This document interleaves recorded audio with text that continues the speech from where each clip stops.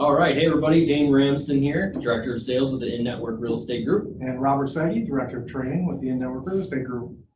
This morning we're going to be covering a very important addendum. That's the condominium addendum. Now we're going to share on the screen a particular addendum that is from our board, GMAR.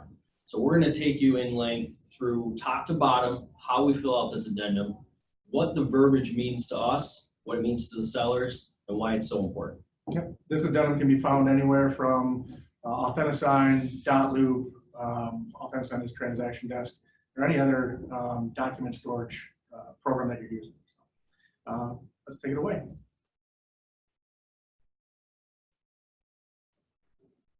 Okay. All right, here we go. At the very top, scroll up a little bit there.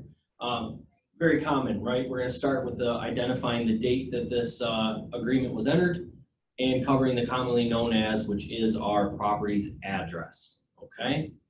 From there, we get into paragraph 1. Paragraph 1, the inspection of the master deed. Now, this paragraph is very important, and there's a couple blanks that we as the agent are responsible for filling out. Let's first talk about what this inspection of master deed is. So condominiums have what's called bylaws and a master deed. It's the rules. These are the rules of what your buyer is going to be allowed to do and not do. Very important piece. And that's what these blanks are for. The very first blank says that within 2 days, I like to use 2. I think you use 2, Robert? I also use 2, yes. Within 2 days, the sellers or the listing agent or brokerage should furnish us and the buyers a copy of the bylaws, okay?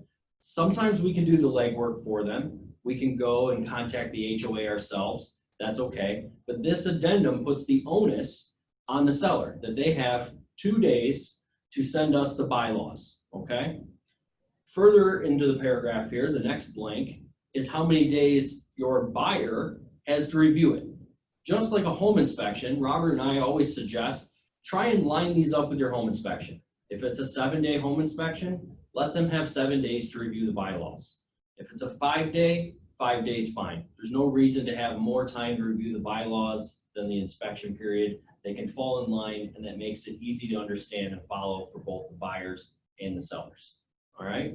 Robert, why don't you tell us what paragraph 2 means to you, the buyer, and the seller? Yeah, so paragraph 2, the reserve fund. So as you see here, it is mutually agreed that the condominium association funds, variously described as working capital deposit, initial operating deposit, reserve account, capital expenditure reserve, seller's equity in the condominium association funds, insurance reserve fund, or prepaid insurance, or any funds then other than the monthly association dues. So what that's basically saying is that there are association dues that are responsible by the buyer every single month to pay on a monthly basis.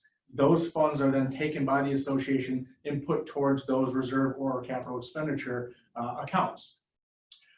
Over time, that builds up and there is reserve cash left over. So what we want to do as far as representation of our buyer is make sure that that reserve fund is then transferred upon ownership, upon transfer of ownership to our new purchaser, okay? So when we're filling this out, we want to make sure that we're putting our purchaser's initials right in this box here. The very first one, you see it says, shall be included in the sale and assigned to the purchaser. Okay, extremely important that we make sure that our client is getting those reserve funds upon that transfer. Do you have anything additional you might want to add to that section? No, just again, you want to be considerate and thoughtful of who are you representing at the time. Sometimes you're the listing agent and you're getting this form. Well, it may be important to your sellers that they take that money with them, okay? Right. So this form can be read in 2 different lenses. Are you representing the buyer? Then your job is to get those funds for that buyer. If you're receiving this form on your listing, you may want to have the conversation with the HOA or the seller and try and get those funds or a portion of released to your seller.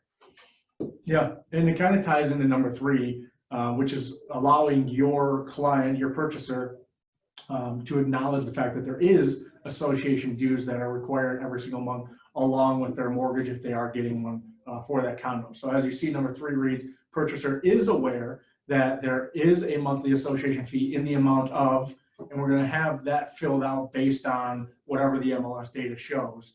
You may want to second that and contact the association just to confirm, but you will fill out that monthly association due amount right here in this blank. Okay, and that this fee is subject to change. So as long as your client knows that, purchaser agrees that he or she will be responsible for all future maintenance fees and assessments levied by the condominium association. The monthly fees and assessments shall be prorated as of the date of the closing. Okay, so those kind of tie into each other. There's that reserve fund that we were talking about and the total amount due from an association due standpoint. Now, as we scroll down, again, we are the witness, and then our purchaser is going to sign right here, make sure that it is dated, and then we're just going to send that document right back over to the sellers and the seller's agent to have them complete the signing. And that, ladies and gentlemen, is how we fill out the condominium addendum and why it's important for our clients. Now, there's one question I get, Robert. If you could scroll down to paragraph 3. We have a lot of site condos today, and we have condos where they don't bill the association monthly. So I often get the question, where's the form for that?